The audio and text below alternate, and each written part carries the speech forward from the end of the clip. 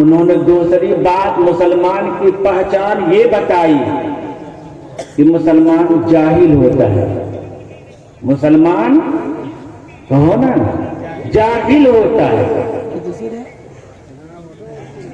پھر انہوں نے کہا کہ بچے نے کہا کہ ماں ہم کیسے مسلمان ہوتے ہیں سکتے ہیں, ہم تو صاف ستھرا رہتے ہیں.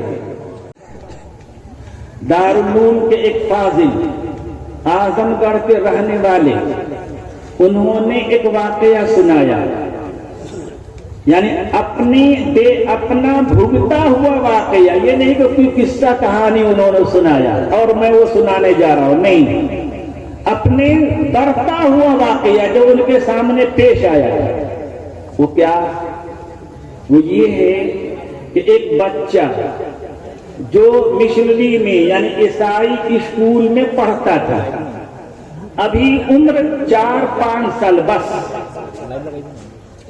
اس کے ماں باپ دونوں انگریزی تعلیم یافتہ دیندار مسلمان. ایک دن صبح اٹھنے کے بعد ماں نے اپنے بچے سے کہا کہ بچہ ناشتہ کرا رہے تھے, اسکول بھیجنے کی تیاری کر رہی تھی, بیٹا ہم مسلمان ہیں. کیا کہا ماں نے کہ بیٹا ہم مسلمان ہیں, بسم اللہ کہہ کر کھانا شروع کرو. وہ 4-5 سال کا نرسری میں پڑھنے والا بچہ کہتا ہے نہیں امی ہم مسلمان نہیں ہیں. کیا کہتا ہے کہ نہیں امی ہم مسلمان نہیں ہیں. ماں حیرت زدہ تو کہے بیٹا یہ کیا تو کہہ رہا ہے, میں بھی مسلمان ہوں, تیرے پاپا بھی مسلمان ہے, تو بھی مسلمان ہے. اس نے کہا نہیں, ہمارے کلاس ٹیچر تو یہ کہتے ہیں کہ مسلمان کی 3 صفت ہے. اس کے کلاس ٹیچر کیا کہتے ہیں کہ مسلمان کی 3 صفت ہے, جس میں 3 باتیں پائی جائیں گی وہ مسلمان ہوگا. کیا کیا بیٹا؟ تو ہمارے کلاس ٹیچر یہ سکھلاتے ہمیں کہ مسلمان گندا رہتا ہے. کیا سکھلایا ماسٹر صاحب نے اسے کہ مسلمان گندا رہتا ہے. یہ اس مذہب کے ماننے والے کے بارے میں کہا جا رہا ہے جس مذہب کے ماننے والے کے باری تعالیٰ نے حکم دیا کہ تم ہر طرح کی گندگی سے صاف ستھرا رہو. تمہارے کپڑے پر بھی کوئی گندگی نہیں ہونا چاہیے, تمہارے جسم کے بھی کوئی گندگی نہیں ہونی چاہیے, جہاں تم رہتے ہو وہاں بھی گندگی نہیں ہونی چاہیے. میں نے کہا کہ بیٹا اور کیا سکھلایا تمہارے ماسٹر صاحب نے؟ تو اس نے کہا کہ ماں انہوں نے دوسری بات مسلمان کی پہچان یہ بتائی کہ مسلمان جاہل ہوتا ہے. مسلمان کہو نا جاہل ہوتا ہے. پھر انہوں نے کہا کہ بچے نے کہا کہ ماں ہم کیسے مسلمان ہوتے ہیں سکتے ہیں, ہم تو صاف ستھرا رہتے ہیں. آپ بھی پڑھی لکھی ہیں, انجینئر ہیں, میرے باپ بھی پڑھے لکھے ہیں, ڈاکٹر ہیں, میں بھی پڑھ لکھ رہا ہوں, تو جاہل بھی نہیں, ہم کیسے مسلمان ہو جائیں گے؟ ماں نے کہا کہ بیٹا تیسری بات ماسٹر صاحب نے کیا سکھائی, آپ غور سے سنو میری بات, کیا سکھائی؟ انہوں نے کہا کہ ماسٹر صاحب نے ہمارے کہا کہ مسلمان بھیک منگا ہوتا ہے, بھیک مانگتا ہے, ہر سڑک پہ کھڑا ہو کر مانگے گا, ہر مسجد کے سامنے کھڑا ہو کر مانگے گا.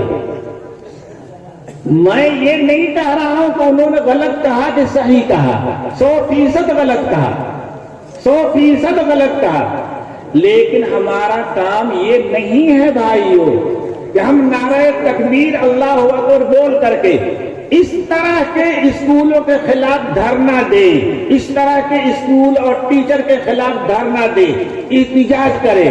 نہ, یہ مسئلے کا حل نہیں ہے. یہ مسئلے کا حل نہیں ہے۔ غیر مسلموں کے دلوں میں ہمارے سلسلے میں جو غلط باتیں بیٹھی ہوئی ہیں، کیوں نہ ہم ان غلط باتوں کو ان کے ذہنوں سے نکال دیں؟ ہم ایسا طریقہ کیوں نہ اپنائیں؟ ماتم اس پر نہیں ہے کہ ایک مشنری عیسائی اسکول کے ٹیچر نے یہ کہا، ماتم اس پر ہونا چاہیے کہ ہم نے یہ نوبت کیوں آنے دی کہ ہمارے بچے دوسروں کے حوالے ہو جائے۔ دوسروں کے پاس جائیں گے تو کیا ایمان و یقین سکھلائیں گے، دین و صلاح و تقوی سکھلائیں گے؟ وہ تو اسلام سے نفرت پیدا کریں گے۔ ان کا تو نشان ہے مسلمان ہی کے خلاف، اسلام کے خلاف زہر آلود خلاف بنا دینا، یہ تو ان کا کام ہے۔ غلطی ہماری ہے کہ ہم نے اپنے بچوں کی تعلیم و تربیت کے لیے ایسے مدرسے، ایسے اسکول نہیں قائم کیے کہ ہمیں دوسرے مشنریوں میں ہمارے بچوں بھیجنے کی ضرورت نہ رہے۔ حل یہ ہے نعرہ لگا دینا کہ فلاں مسلمانوں کے خلاف زہر اگل رہا ہے، فلاں مسلمان بچوں کے ذہن میں زہر بنا، یہ حل نہیں ہے۔ ہم خود کفیل بنیں، جس طرح دینی تعلیم کے اندر ہم خود کفیل ہیں، ہمیں دنیاوی تعلیم کے اندر بھی ایسا بننا چاہیے کہ دوسروں کے اسکول اور کالج کی طرف ہمارے بچوں کا رخ نہ ہو، ورنہ بچے بچپن ہی سے جب ان کے ذہن میں غلط باتیں بٹھا دی جائیں گی۔ اور میں کہتا ہوں غور کرو، یہ الزام کس کے سر ہے؟ مسلمان کے سر، کہ مسلمان گندا رہتا ہے۔ ابھی بتایا کہ حدیث میں ہم کو یہ سکھلایا کہ طہارت نصف ایمان ہے، بغیر صفائی ستھرائی کے، وہ بھی صفائی ستھرائی کس کی؟ بدن کی، کپڑے کی، جگہ کی، اور ساتھ ہی ساتھ دل و دماغ کا گندے عقیدوں سے، برے افکار و خیالات و نظریات سے صاف ستھرا ہونا۔ اسلام تو اس پر زور دیتا ہے کہ ہمارا ظاہر بھی صاف ستھرا ہونا چاہیے، ہمارا باطن یعنی دل، دماغ، روح، ان سب کے اندر بھی غلط خیالات و نظریات نہیں ہونے چاہیے۔ اور وہ قوم ہمیں جاہل کہہ رہی ہے جو اصل علم کو جانتی بھی نہیں ہے، اصل علم کو جانتی بھی نہیں ہے، اصل صفائی ستھرائی کو جانتی نہیں۔ جس کو دلوں میں کفر بھرا ہوا ہے، جس کو دلوں میں شرک بھرا ہوا ہے، اس سے بڑھ کر اور گندگی کیا ہو سکتی ہے؟ جس کو دل و دماغ میں غلط نظریات بھرے ہوئے ہیں، وہ مسلمان کے بارے میں کہہ رہی ہے کہ گندی رہتی ہے۔ ہمیں ان پہ نہیں رونا، رونا اپنوں پہ ہے کہ ہم نے اس کا نظم کیوں نہیں کیا اب تک۔ ہندوستان کو آزاد ہوئے 75 سال سے زائد ہو چکے ہیں۔ جس طرح دوسری قومیں اپنے دین کی تعلیم میں بھی خود کفیل ہیں، آزاد ہیں، اپنی دنیاوی تعلیم کے اندر بھی خود کفیل آزاد ہیں، ہمارے پاس بھی اللہ کا دیا ہوا کچھ کم نہیں ہے، صحیح جگہ اسے خرچ ہونا چاہیے، ہماری طاقتیں، توانائیاں صحیح جگہ لگنے چاہیے۔ آپس کی الجھنوں میں، نعرے بازیوں میں لگانے سے دین پنپا نہیں کرتا، دوسروں کے خلاف نعرہ لگانے سے دین بلند نہیں ہوا کرتا۔ اور رہ گئی بات کہ مسلمان جاہل ہوتا ہے، غور کرو، ہمارے نبی صلی اللہ علیہ وسلم نے، قرآن پاک نے علم پہ جتنا زور دیا ہے، کسی دھرم، کسی مذہب کے ماننے والے نے اس کا 10واں کا 100واں حصہ بھی اتنا زور نہیں دیا ہے۔ طلب العلم فریضہ علی کل مسلم، لا یستوی الذین یعلمون والذین لا یعلمون، انما یخشی اللہ من عباد العلماء۔ ہزاروں آیتیں ہیں، ہزاروں حدیثیں ہیں جو طلب علم پہ زور دے رہی ہیں۔ ایسی امت کے بارے میں کوئی غیر کہے کہ مسلم جاہل رہتا ہے، ان پڑھ رہتا ہے، بھائیو اس طرح کے باطل خیالات کو، گندے خیالات کو عملی اعتبار سے ان کے ذہنوں سے نکالنا چاہیے، نعرے بازی سے یہ چیزیں نکلتی نہیں ہیں۔ اور آخری بات جو انہوں نے کہی کہ مسلمان بھیک مانگتا ہے، اللہ اکبر، کیا نبی اکرم صلی اللہ علیہ وسلم نے ہمیں یہ نہیں بتلایا کہ بھیک مانگنا حرام ہے؟ بھیک مانگنا حرام ہے۔ جس کے پاس ایک وقت کے کھانے کی روٹی بھی موجود ہے وہ بھیک مانگے حرام ہے۔ لیکن مسلمان کا دھندا دیکھ لو، سب نہیں، بہت سے ایسے ہیں جو ان کے تھیلا میں 10 دن کا کھانا پڑا رہے گا، تب بھی وہ ہاتھ پھیلاتے رہیں گے، بھیک مانگتے رہیں گے۔ بھائیو ان سب چیزوں سے اسلام رسوا ہوتا ہے، اسلام بدنام ہوتا ہے۔ ہمیں اپنے لیے نہیں تو اسلام کی سربلندی کے لیے اسلام کا سر دوسرے ادیان کے مقابلے میں جھکے نا، بلند رہے۔ الاسلام یعلو ولا یعلا، اسلام بلند رہتا ہے۔ کیا مطلب ہے؟ مسلمانوں نے حدیث کا مطلب ہی غلط سمجھا دیا گیا کہ جب بھی کفار سے لڑائی ہوگی تو مسلمان جیتے گا، یہ معنی نہیں تھا الاسلام یعلو کا۔ غزوہ احد کے اندر مسلمانوں کو شکست ہوئی اور قرآن کریم کہہ رہا ہے وَلَا تَهِنُوا وَلَا تَحْزَنُوا وَأَنْتُمُ الْأَعْلَوْنَ، تم بزدل مت بنو، کمزور مت بنو، تم ہی سربلند ہو، تم اعلیٰ ہو۔ ہار کر بھی جنگ میں مسلمان اعلیٰ رہے گا، ہار کر بھی مسلمان جنگ میں اعلیٰ رہے گا، اسلام بلند رہے گا۔ شکست دنیاوی جنگوں میں شکست و ظفر کا نام کامیابی یا بلندی یا ناکامی نہیں ہے۔ اسلام اپنے اخلاقیات کے اعتبار سے، اسلام اپنے نظریات و خیالات کے اعتبار سے، اسلام اپنی عبادات کے اعتبار سے، اسلام اپنی طرز حکومت کے اعتبار سے بلند ہے۔ دنیا کا کوئی مذہب بھی اسلامی عقائد و نظریات سے برتر اخلاق بلکہ مساوی اخلاق اور نظریات پیش نہیں کر سکتا۔ اسلام میں جو طریقہ عبادت ہے دنیا کے تمام مذاہب کے مقابلے میں نمایاں ہے، کوئی مذہب اس طرح کا طریقہ عبادت پیش نہیں کر سکتا۔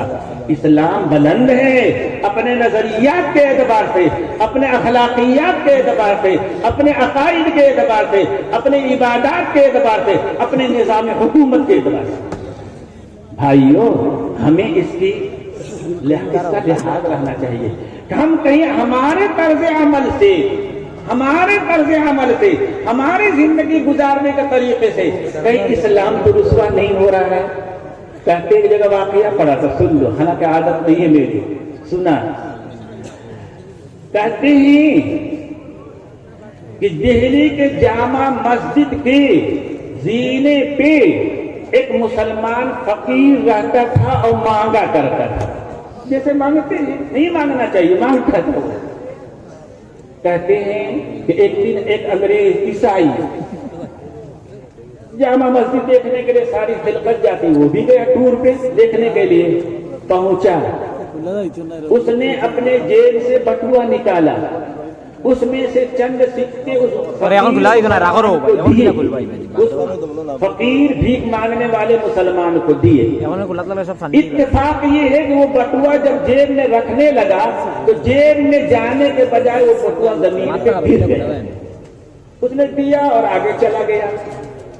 کچھ دیر کے بعد اس مسلمان نے دیکھا کہ وہ بٹوا اس کا گر گیا ہے، اٹھا لیا کہ واپس آئے گا تو دے دوں گا، لیکن وہ اس گیٹ سے آنے کے بجائے دوسرے گیٹ سے نکل گیا، یعنی مسلمان وہ فقیر دے نہیں پایا۔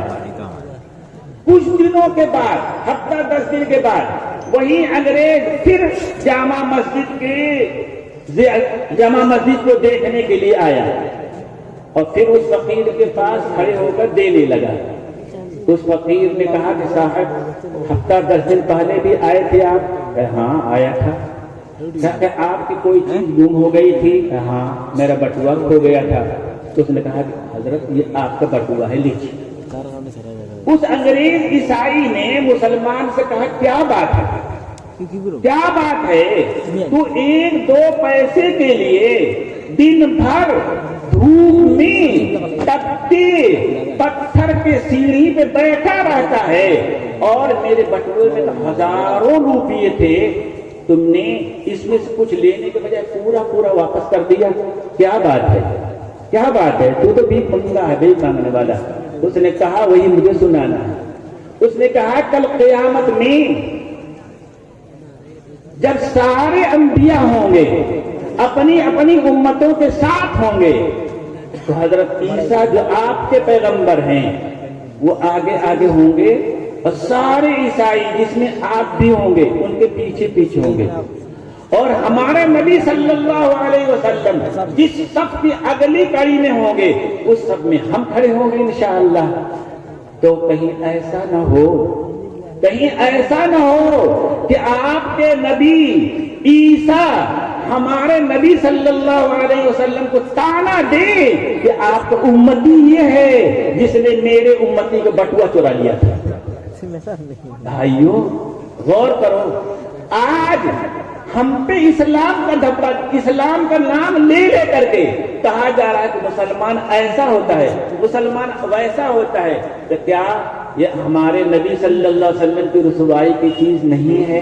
ہم ایک طرف محمد صلی اللہ علیہ وسلم کے لیے اپنا جان و تن سب کچھ قربان کرنے کے لیے تیار ہے، نعرہ تو ہمارا یہ ہے، اور ہم یہ ہے کہ بعد غلط رسمیں، بعد جہالت کی چیزیں جو جانے انجانے میں ہمارے اندر آ گئی ہیں، ہم ان کو چھوڑنے کے لیے بھی تیار نہیں ہیں، اپنے رسم و رواج کو چھوڑنے کے لیے تیار نہیں ہیں، اپنی بدعات و خرافات کو چھوڑنے کے لیے تیار نہیں ہیں۔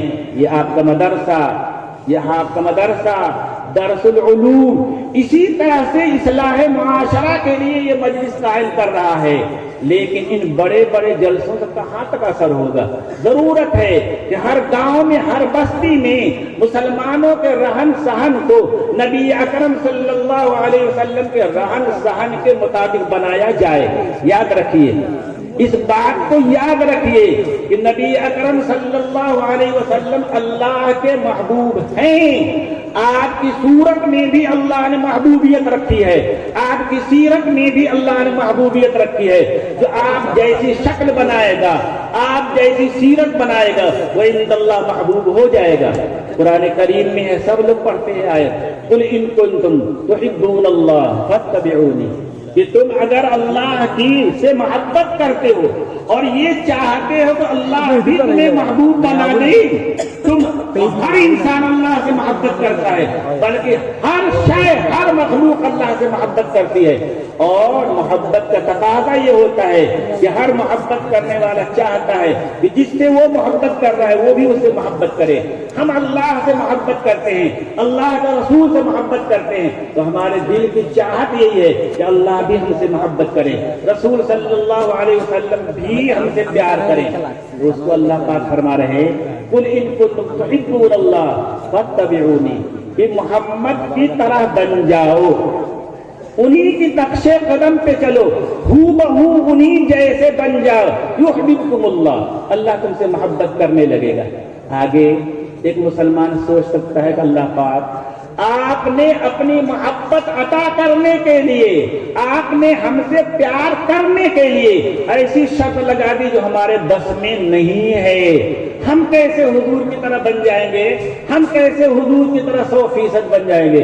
حضور صلی اللہ علیہ وسلم تو معصوم ہیں، ہم تو معصوم بھی نہیں، ان سے تو جانے انجانے میں کسی طرح کوئی گناہ ہو بھی نہیں سکتا، اور اگر خلاف اولا ہو بھی جائے تو آپ نے پہلے ہی اعلان کر چکا ہے کہ اللہ پاک محمد صلی اللہ علیہ وسلم کی ہر لغزش، ہر خطا کو اللہ کے بندے بیٹھے اور مسجد کے مجلس میں، اور سب سے پہلی حدیث جو طالب علم نے پڑھا تھا وہ تصویر ہی کے متعلق تھی۔ کیا فائدہ ہوا ان سب چیزوں کا؟ رات بھر جاگنے سے، تقریریں سننے سے کیا فائدہ؟ جب ہم نے طے کر لیا تو ہم کو عمل کرنا ہی نہیں ہے۔ نہ بابا، یہ حرام کام کیوں کرتے ہو؟ نہیں، بالکل غلط چیز ہے۔ تو میں یہ کہہ رہا تھا کہ نبی اکرم صلی اللہ علیہ وسلم کے بارے میں اللہ پاک نے فرمایا کہ تم محمد صلی اللہ علیہ وسلم کے نقش پا پہ چلو، انہی جیسا ہر کام کرو، ہم تم سے محبت کریں گے۔ تو ایک مسلمان سوچے گا کہ ہم کیسے حضور جیسے بن سکتے ہیں؟